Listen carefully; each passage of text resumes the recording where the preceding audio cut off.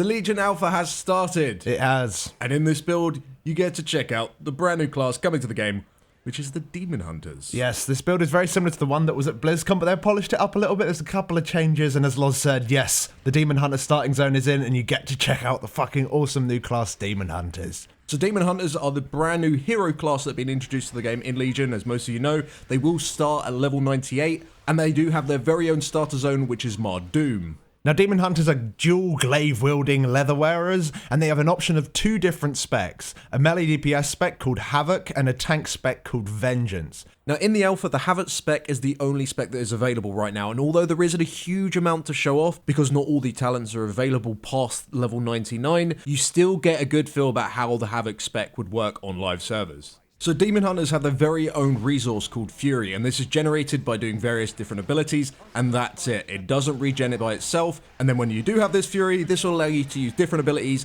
that deal more damage. And look way cooler. But your main Fury generator is Demon's Bite. This has absolutely zero cooldown, and it's a quick strike that deals a low amount of physical damage, and it randomly generates 20 to 30 Fury. The random nature of Fury generation isn't actually too bad if you do get like a low roll, so you only get 20 Fury from it, because you can keep just spamming Demon's Bite over and over again until you can actually reach the maximum Fury if you want, which is 100. The main Fury dump that you'll use is something called Chaos Strike. This costs 40 Fury, looks fucking insane, and does quite a large amount of damage. And the really interesting thing with this Chaos Strike ability is that if it crits, it costs no Fury whatsoever, so potentially crit stacking might be the way to go with Demon Hunters, just so you can keep spamming these abilities for free. And the last base ability that consumes Fury is something called I-Beam. Now, I-Beam costs 50 Fury and has a 45-second cooldown, so it better be good. And it really, really is. This causes you to do a backflip, transform into a demon, sometimes, because the alpha's a bit funky, but transform into a demon and send out a fell beam of doom right from your eye sockets, dealing a huge amount of damage to all enemies caught in this beam. Now, this is a channeled ability, and it does allow you to change the direction of the beam simply by facing in a different direction. It's kind of like a skill shot. Right now on Alpha, you can easily pull a ton of mobs, pop your I-Beam and disintegrate all of those motherfuckers back to hell. It's so cool. Probably the most powerful ability. Yeah, 100%. It's amazing. Now, as most of you know, if you've been watching BlizzCon or anything since, Demon Hunters have a crazy amount of mobility built straight into their toolkit right from the very, very start. When you press spacebar once, you jump. When you press spacebar twice in quick succession, you'll double jump. And if you press the spacebar while you're falling down in midair, you will glide. And this glide lasts forever until you hit the ground, and you can actually toggle it on and off. This alone doesn't really have too much use in combat. You'll just sort of be running around doing nothing. But it does give you, of course, the tools to explore the environment in different ways, finding shortcuts in caves, or allowing you to just jump gaps that previously you couldn't. Saying that, double jump could definitely have some use in PvP, as you can actually change direction in midair with your second jump, allowing you to sort of like juke people who can't keep up with you. However, double jump does become even more powerful when combined with another baseline ability called Fell Rush. Now, the way that Fell Rush works is that it simply will just dash your player forward, and anyone caught in the path will take a small amount of damage. And this ability can be used in and out of combat and without any target whatsoever. It's essentially a roll, but with a cooler animation. Now, Fell Rush has a 10-second recharge rate, and as a baseline, you can hold 2 charges, so it is definitely very much like Roll. Now, Fell Rush is a very cool ability because it actually gives players a ton of choices that you can make. Like, do you want to use this to deal some free damage on the boss because it costs nothing? Or maybe use it to get out some AoE on the ground at high speed? Maybe dashing through the boss at the same time to get some extra damage down? Or maybe you could just use it purely for mobility, allowing you to get to that ad extra quickly, or maybe that mob while questing out in the world. Or combine it with your double jump and just confuse the shit out of your enemies in PvP, changing directions like 4 times in midair, or you can use it to escape them entirely and just heal back up. On top of this, there are actually crystals out in the starter zone for Demon Hunters that cause Fell Rush to have absolutely no cooldown. Which means you can fly. You literally can fly. It only lasts 2 minutes, but you can fly. You probably won't get this out in the main world or, in a PvP situation, but it's so cool. This is definitely one of the cooler abilities for Demon Hunters. Now, to help you out while you're leveling, Demon Hunters actually have a passive called Shattered Souls. This makes it so whenever they kill any enemy that either grants experience or honor, so think PvP here a bit, they will drop an orb on the ground that lasts for 30 seconds, and when you move over the top of the orb, you'll consume it and you'll heal for 25% of your maximum health.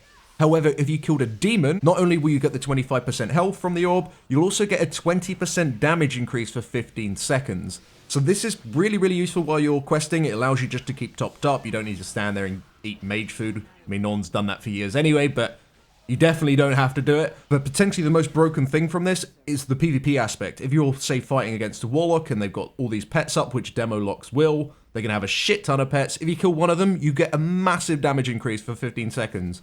That could potentially be really, really broken. So it's going to be interesting to see how that works. Yeah, and in raiding environments, it's going to probably be a hell of a lot less broken. It might be amazing on one fight where an ad comes in every 15 seconds and it's a demon and it dies. So every 15, you can have like 20% extra damage the whole time. Yeah. But most of the time you might use it for the heal.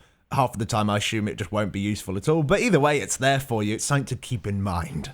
Now, Demon Hunters also do have an interrupt called Consume Magic. This has a 20-yard range, which is great, but the cooldown is 20 seconds. It's like very similar to Windshear for Shamans, except with a larger CD. However, when you do make a successful interrupt with Consume Magic, you do gain Maximum Fury. This is great because it gives Demon Hunters an incentive to actually be part of an interrupt rotation on bosses, which is normally just irritating for everyone that is involved. And of course, in PvP, not only do you have to choose your Consume Magic timing more carefully, but you also get rewarded when you do land that interrupt. And the fact that you have got a larger range, you might be nuking down a DPS and then you can quickly interrupt that healer so you can finish off that DPS nice and quickly and potentially win the arena because of it. Another ranged ability that Demon Hunters have is something called Throw Glaive. Although the name is a bit boring, it does what it says on the tin. You throw a glaive to a target that's 30 yards away, dealing a small amount of damage. Now the glaive can actually ricochet to 2 nearby targets, dealing the same damage. So this is actually pretty decent for cleaving mobs. Not only does it cost no fury, which is awesome, it only has a 10-second cooldown and can be used in melee range. So this allows you to do quite a lot of cleave damage if mobs are stacked up. Also, while you're questing, I guess it helps you pull mobs as well, which is pretty nice. So if you're trying to tag a mob before someone else, just throw your glaive at it and they get fucked. Now, Demon Hunters also gain Spectral Sight. This allows you to see enemies through walls and in stealth, as well as see any nearby treasures. Now, this lasts until you cancel it by reactivating the ability, or if you deal damage or get CC'd. Do note, though, that taking damage doesn't actually interrupt the effect.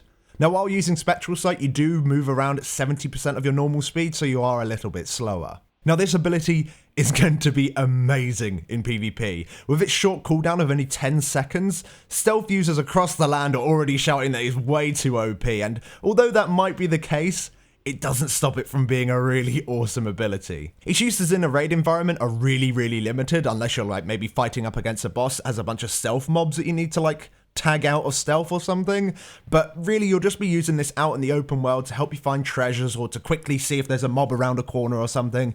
But generally it's just a cool ability and broken maybe in PvP.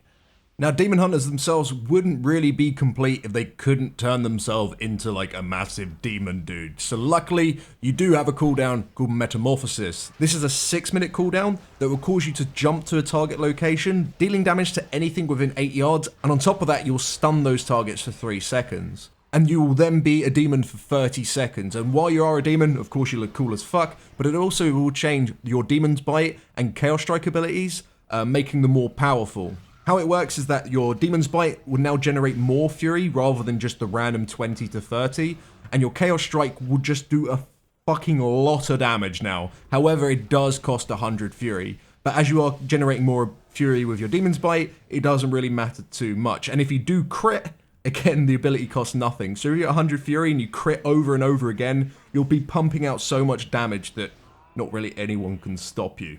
Now, although this is cool as hell, and you do go around rampaging through the land, destroying everything, it's a bit of a shame that the cooldown is so high. Yeah, like 6 minutes. Seems really, really odd. It's so long for this ability, considering it's like one of the defining aspects. Like, I am a demon hunter, I turn into a demon to destroy shit. You know, like, you can't really do it that often. Like, in my opinion at least, it would be better if it was like maybe a 3-minute cooldown, and to balance it had like a shorter duration, or maybe your abilities weren't as powerful. But considering you look so cool, and it's a 6-minute cooldown, I know personally I would never use it once while leveling because it's too long of a cooldown and I'd always save it. So if they put it to a 3-minute cooldown, I think it'll be way, way better. But of course it is early days, so maybe they will change that.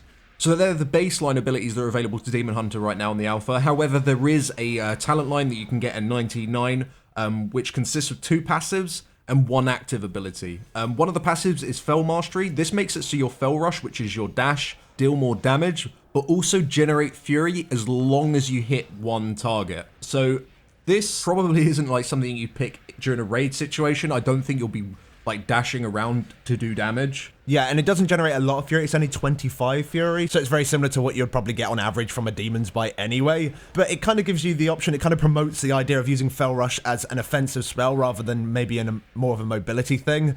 So you're not dashing in between mobs, you're dashing to do damage to mobs, which is pretty cool. But I probably wouldn't take it because it's maybe a little bit dull. The other passive is Blind Fury. All this does is simply increase the duration of your I-Beam by 50%, and your I-Beam does so much damage already. To get that extra 50% on top of it would probably be the talent you'd pick on this line. It does so much damage. Yeah. It's a really, really decent spell. But the active ability that you can get is Blade Dance, and this is just a completely new spell. Now, Blade Dance costs 50 Fury and is on a 12-second cooldown. What it does, it causes you to dash all over the place, dealing a high amount of physical damage to all enemies nearby. Now, while you're dashing all over the place, you also gain 100% dodge. Now, this ability does look cool as fuck when it wants to work, and the 100% dodge you could maybe use to avoid a very hard-hitting auto attack from a mob or something. I think generally the 100% dodge is more just because you are dashing all over the place, so it makes sense that you wouldn't be able to be hit. I think that's generally the idea. Yeah, and it is literally for a second. Useful potentially in PvP. Maybe, yeah. So if you know that you're about to be hit by like something really disgusting, like the Warrior's about to Colossus Smash, you knew that was going to happen somehow. Maybe you could dodge it through using this. If that's possible, it might only be 100% to melee attacks. Maybe not special attacks. We don't know. But. Yeah, but either way, it's really cool. I picked this immediately because it's like it's so good. It's the coolest ability, but I think I-Beam would probably give you a bigger damage increase. Maybe. It might depend. If you need to do more consistent damage every now and then, I'd probably say that Blade Dance is better because it is such a short cooldown. It's only 12 seconds. So if you need to... the 45. Yeah, rather than the 45. So if you needed to constantly kill a wave of ads every 12 seconds, this would be your choice. Whereas if a wave came in every 45, you'd probably pick I-Beam. And if you wanted to pick the wrong choice, you'd go Fel Mastery. At least in my opinion. But of course, it'll have to be simmed. 100% Fel Mastery is going to be best now that I've said that. But yeah, that's everything that is to do with Demon Hunters right now.